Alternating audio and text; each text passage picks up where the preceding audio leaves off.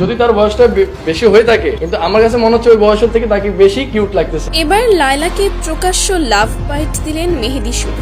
হ্যাঁ ভিউয়ার্স, ঠিকই শুনেছেন, মেহেদীর সাথে ছাড়া ফর্মালি কোনো বর রূপে আর কেউ আসেনি। এরাই হয়তো বাংলাদেশের শীর্ষ বেহায়া টিকটকার কাপল।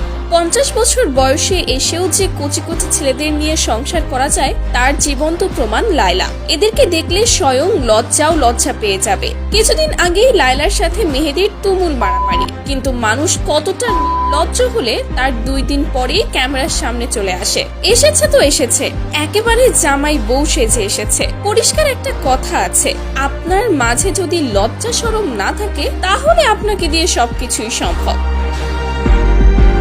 বিয়ে ছাড়াই করছে এক ছাদের নিচে বসবাস, এমনকি দিনে রাতে চলছে তাদের শারীরিক সম্পর্ক।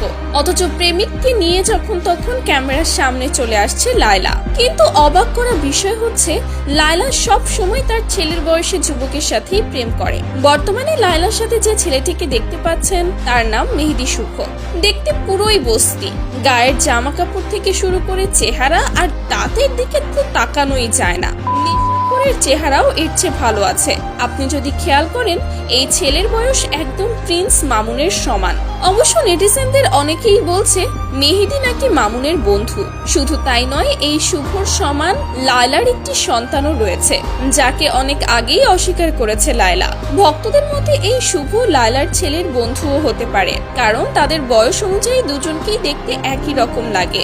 এমনকি এই শুভর বাসা লায়লার গ্রামের বাসাতেই। সেখান থেকেই ধারণা করা হচ্ছে লায়লার ছেলের বন্ধু হতে পারে মেহেদী শুভ।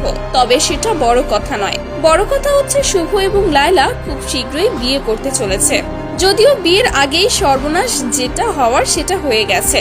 তো ভিউয়ার্স, আপনাদের কাছে কি মনে হয়, লায়লা এবং গাঁজাখোর শুভর কাহিনী আপনাদের কাছে কেমন লাগলো?